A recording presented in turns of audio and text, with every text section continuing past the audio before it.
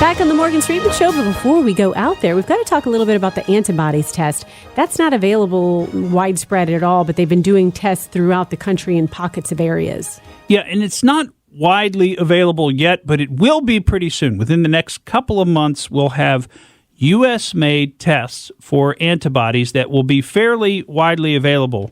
Now, what does that mean? Obviously, we don't have enough for everybody to go and get a test right away, but we will have enough for millions of people to very quickly start to be tested. And then, of course, as the testing capacity improves over the month, we'll have millions and millions more. But some of the tests that they're already doing on antibodies are showing some interesting results that may indicate that there's a lot more folks out there that have had the coronavirus than what we realize.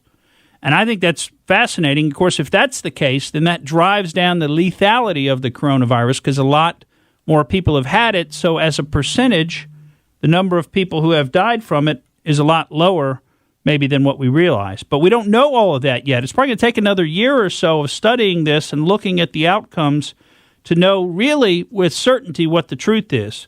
All of us here probably have had somebody say, I think I've had it, but not all three of us have a lot of friends that have had it. Mm-hmm. For sure. I do know someone who got really sick in December with the whole I feel terrible and my dry cough. Mm-hmm. And he took the antibodies test and he did have it. Yeah.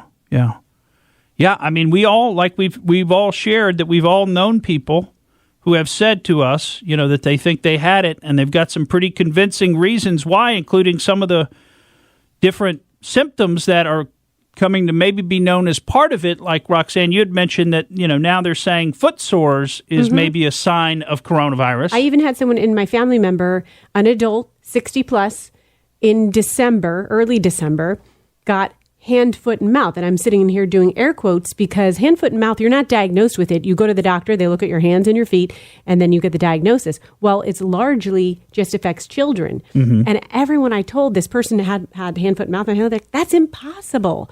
Adults do not get hand, foot, and mouth. Yeah. Well, now because they're saying that the sores are on the bottoms of the feet could be an early symptom. It presents differently all over the place. But there was a rash of hand, foot, and mouth cases in the Tampa Bay area at the end of this 2019. Mm-hmm, mm-hmm. Adult cases. Who's to say that those weren't related to that?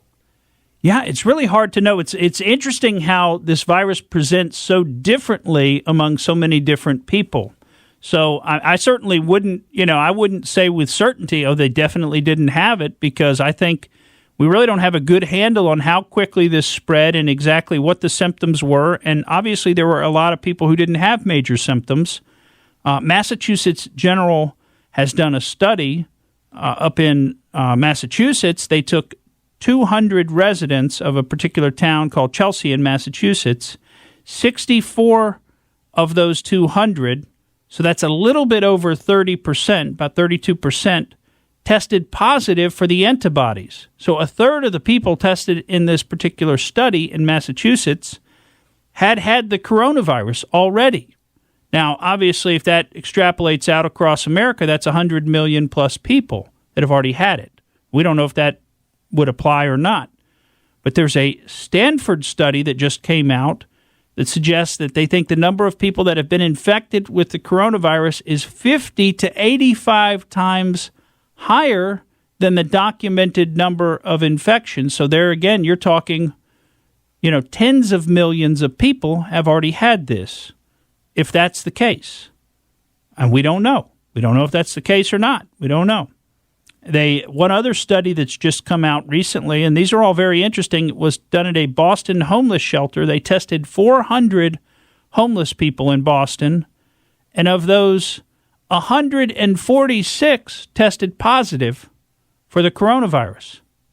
So, that's a pretty large percentage, not getting up quite to half, but, it's a significant percentage of those folks. Now, guess how many of those people were showing symptoms?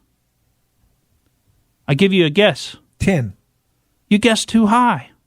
If I only give you one guess, you're supposed to say 0. Oh. 0. 0. 0 out of 146 people showing symptoms. So there's so much we don't know about this, but we will come to learn this over the next months and years. And one day we'll be able to do a postmortem on this situation And I just wonder if all those people who are now talking about some of this in a different tone are going to go back and apologize to some of the people who speculated on it early on and turned out to be right. I bet you they're not. Right. No, I mean, there are so many people who have speculated that one thing and then it completely turns out another. I do have to share a quick story with both of you guys. I was talking with a friend of mine and he said, Roxanne, I know that, we have to keep people safe, but for every person who says we have to keep everyone safe and not get coronavirus, you should then start driving around at 10 miles an hour and wearing crash helmets everywhere you go, because that's comparable numbers to how many people die in car crashes each year. That's right. Well, almost 50,000 people a year, this was as of a couple of years ago, 2018, commit suicide each year. Now, what's the number going to be now? I mean, I don't know what it's going to be. I think there's a lot of despair going on, fear and despair going on as a result of this coronavirus and the economic distress that we've faced as a result of the shutdown, which is the supposed cure for the coronavirus. Of course, they didn't need that in Sweden. They didn't have to completely shut down in Sweden, and they're showing even a better virus curve than what we're showing here in the U.S. So, it just makes one wonder about some of this. Thank you for listening to the Morgan Streetman Show. We hope you enjoyed what you heard, and if you did, please click like and subscribe to help us out. And remember that we recommend that you exercise your brain at least once a week.